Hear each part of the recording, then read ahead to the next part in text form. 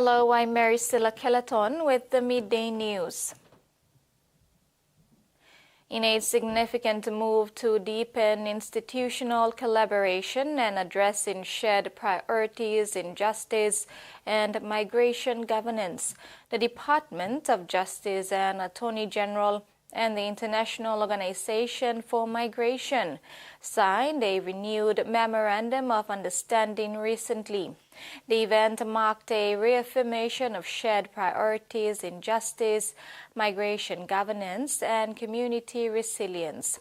The renewed MOU establishes a structured framework for cooperation, aligning DJ's national justice mandate with IOM's mobility mandate covering peace building, humanitarian response, and development.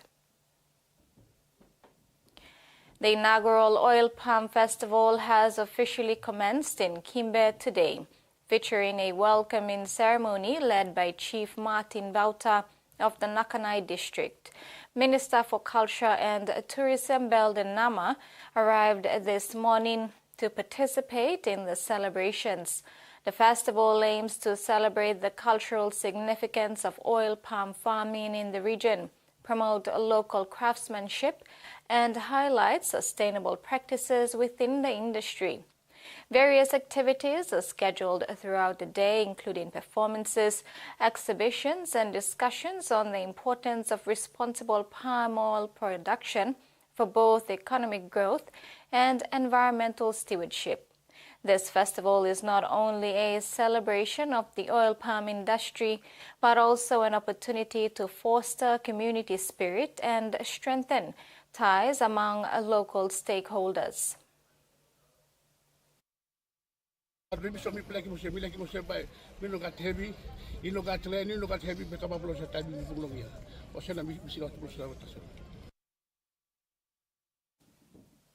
Staff from the Institute of National Affairs and the Consultative Implementation and Monitoring Council participated in a full-day session with BSP Life PNG Limited, exploring the One Talk Delight life insurance product, a tool designed to support life protection and long-term savings.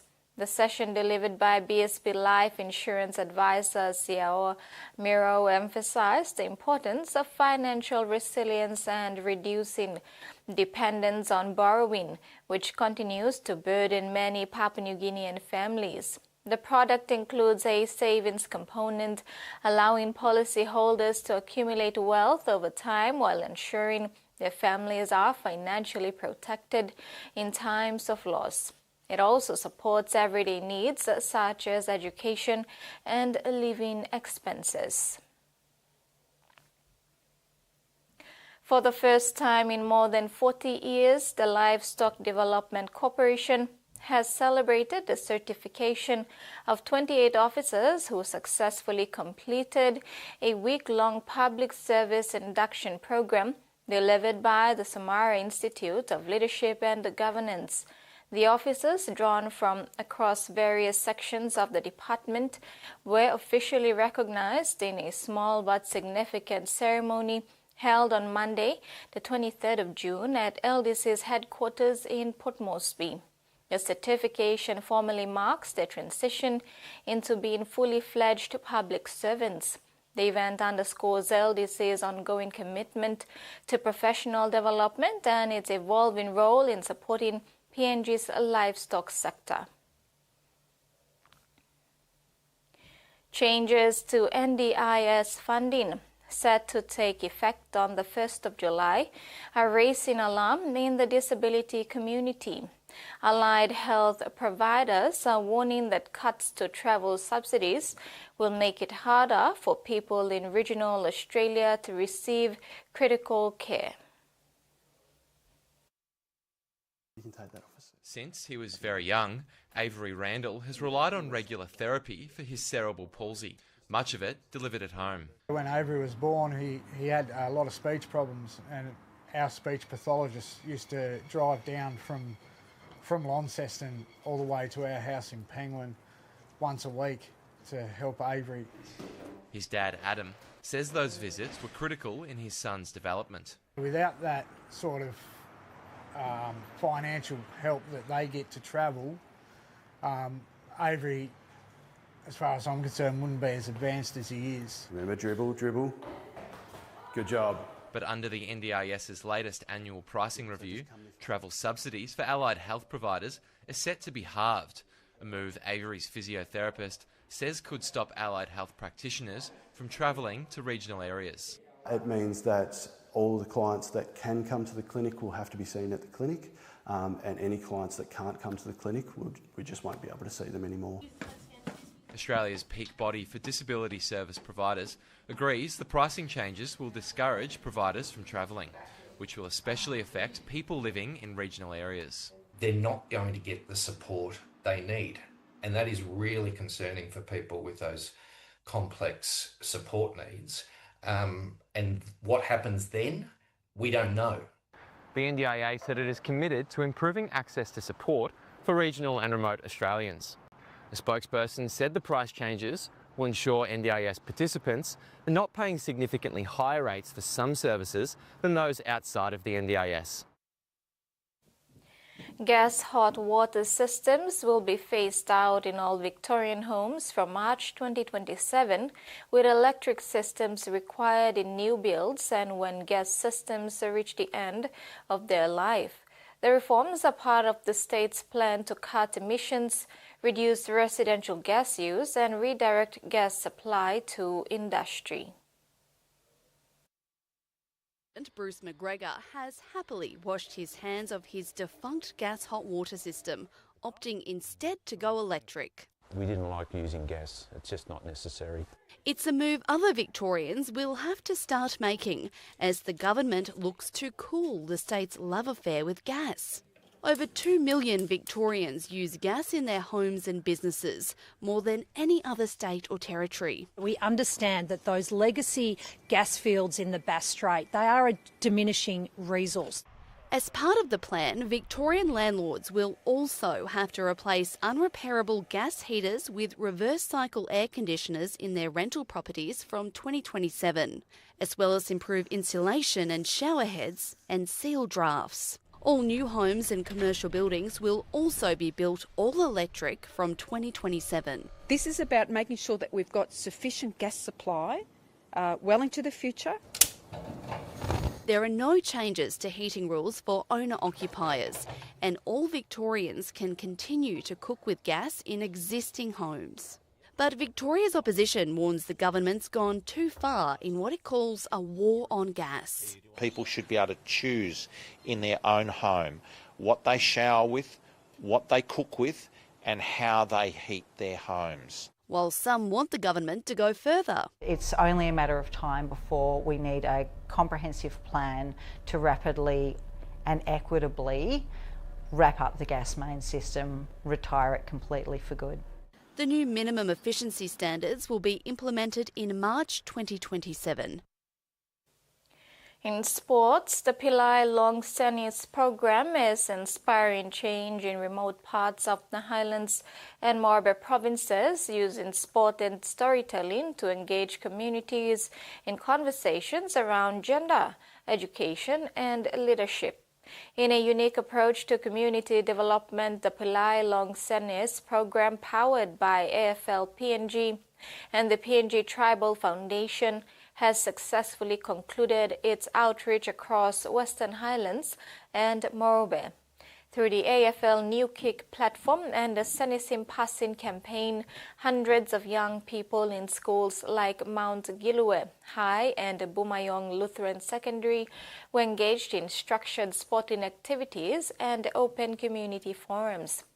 At the heart of the program is a call for gender equality, driven home through screenings of the Senisim Passing documentary, encouraging participants to rethink traditional roles and take proactive steps toward inclusive development.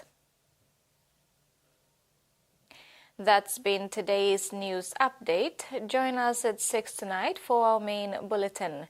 Bye for now.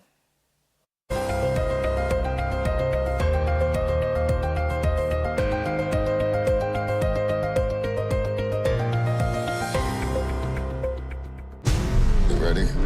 thing I can guarantee, no one's ready for this.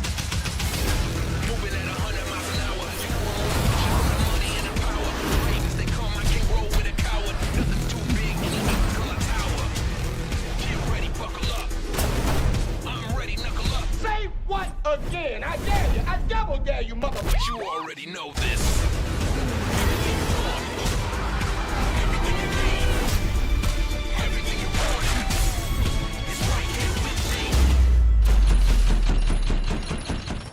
What?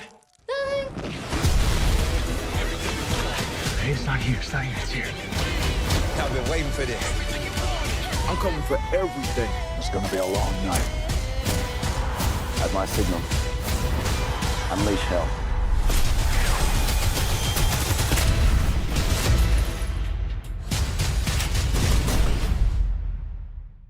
There's really only 20 or 30 guys in the world that harpoon bluefin tuna professionally and do this well, and I'm one of them. Showtime, baby! We've been doing this for the last 500 years. The thrill about harpooning bluefin tuna is the hunt. That's how you do it! God willing, it'll be my way of life until I die. Harpoon Hunters starts tonight 7:30 on Discovery.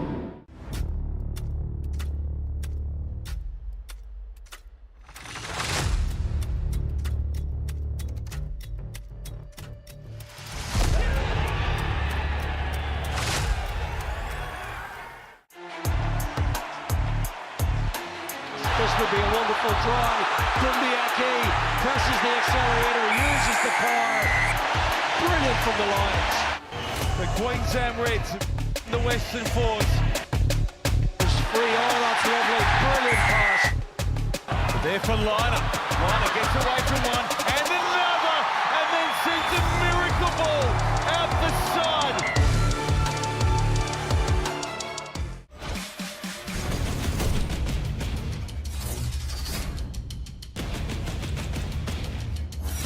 I need your help.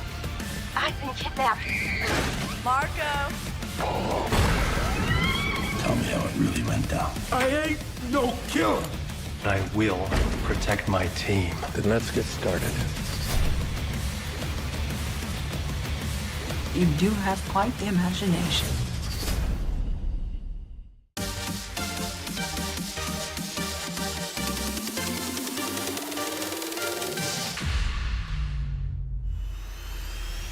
If you can see it, you can believe it.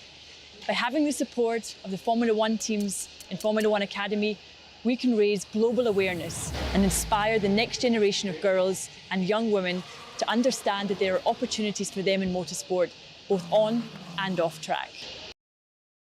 F1 Academy is about bringing real and lasting change to ensure talented young women and girls have the right system in place to allow and achieve their dreams. Today is a very important moment as it shows this impact the project is having and the support it is receiving from across the F1 community. I can't wait to see the 10 F1 team liveries and drivers running in F1 Academy next season. I want to thank the Formula One teams for their support and their vision.